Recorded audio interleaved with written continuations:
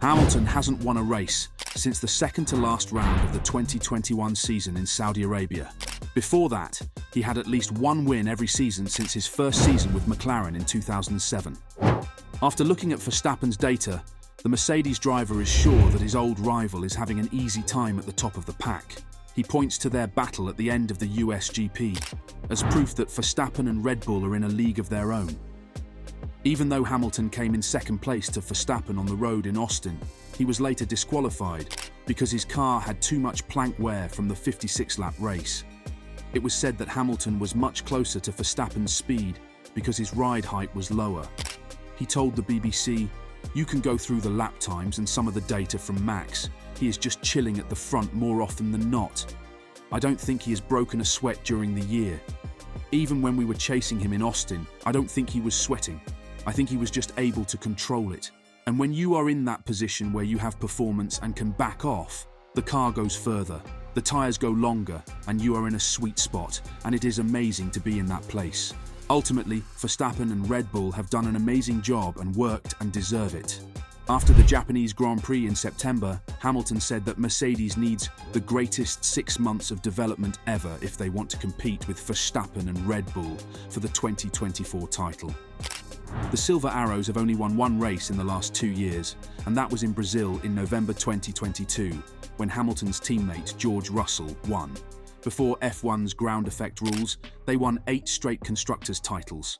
Mercedes is doing everything they can to make the best car possible for the 2024 season after a season without a win and just one win in the previous 2 seasons, 44 races.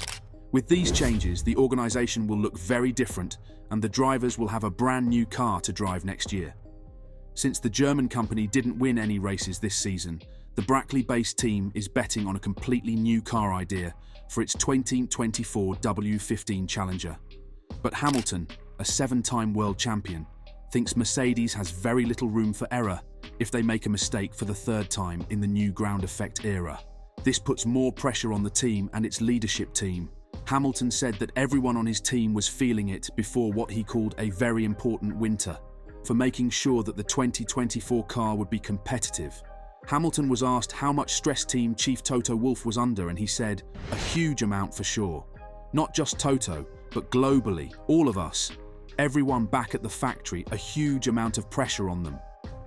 Ultimately, as a boss like Toto, you have to start leaning on people more rather than backing off on them. And how you do that is not easy, as people break at a certain point. So how do you do it in a constructive way, in a way that's inspiring them to continue?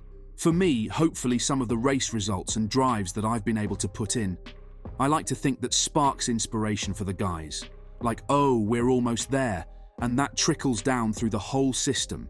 The 7-time world champion also accused Mercedes of not listening to him, telling, "Last year I told them the issues that are with the car." And I think it's really about accountability. It's about owning up and saying, yeah, you know what? We didn't listen to you, it's not where it needs to be, and we've got to work. This makes it clear that Mercedes has a long way to go if they want to beat Red Bull in 2024. Wolff said that Aston Martin's winter improvements helped Mercedes fix the W14 because they ruled out the possibility that any shared parts were to blame. Last year, Aston Martin finished 7th in the championship with only 55 points and no podium finishes. At the start of this season, they jumped to the front of the pack. Fernando Alonso, who was Red Bull's main rival in the first few races, finished on the podium 6 times in the first 8 Grands Prix. Wolff declared at the time to the media, "They gained 2 seconds in half a year and their car is half ours, from the engine, gearbox and the rear suspension, and the same wind tunnel."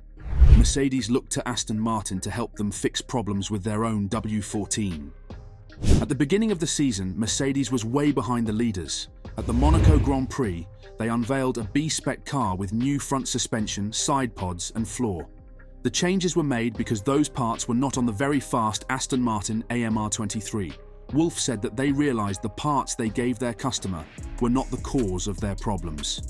It was actually really good that Aston Martin was so competitive at the beginning of the season, told Aston Martin ambassador Pedro de la Rosa on the F1 Nation podcast. because that, at least for us, made it clear that the rear end is not the problem, the gearbox is not the problem, the engine is not the problem, the rear suspension is not the problem. We have to look elsewhere, and that's why I like having teams that are on the same spec.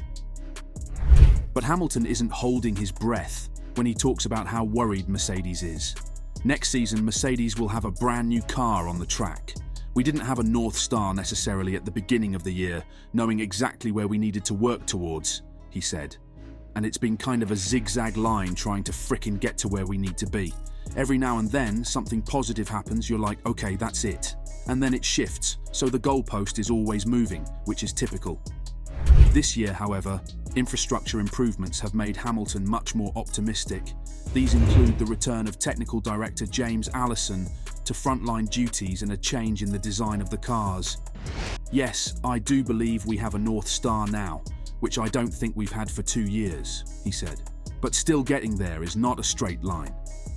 There were just certain things, decisions that have been made, that just left you blocked at the end of a road, and you can't do anything because of the cost cap and all these different things. If you look at the Red Bull, and they've done an amazing job, but from Bahrain last year, they had a bouncing issue and fixed it that week. It is like if you're trying to build a wall.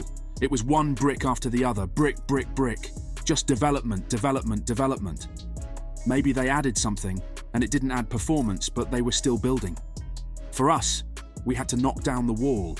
We had a lot of aero on that first car last year, but we had to basically knock a ton of downforce off it, and then slowly try to add it. But every time we tried to add it, it was worse. We just didn't improve for a long time. So you can imagine they Red Bull are progressing, and we're going like this. He indicated a near flat line, then eventually it's slowly coming up while they're continuing. That gap, we are just on massively different trajectories, but I think we understand the car so much better now. We have developed great tools in the background.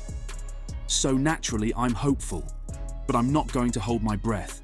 On the other hand, he keeps criticizing how his team has dealt with certain situations. So he says that he knew early on in the F1 season that the W14 wouldn't be able to live up to expectations, but Mercedes didn't listen to him enough. When asked to explain further, Hamilton said that Mercedes had some tough conversations after that. No one knew exactly what the problem was. No one knew how to fix it. Having the experience of the previous year, I just applied myself in terms of digging down, sitting with the guys. We were having much better meetings. I was able to stay a lot more positive during the year and be like, it's going to be a long season, but let's not give up. Let's keep pushing towards getting the maximum out of the car, whatever that may be, Hamilton said. You can imagine they are also nervous of making too big a change and it being the wrong one. And we have higher targets than ever before because we've got a massive gap to close. That makes it really tricky. That means Mercedes will have a whole new car in 2024. Mercedes will start from scratch because no parts from the W13 and W14 are holy. But will this be enough for Lewis Hamilton to win again? And maybe even try to break the record by winning an 8th title? How do you feel? Tell us what you think in the comments below.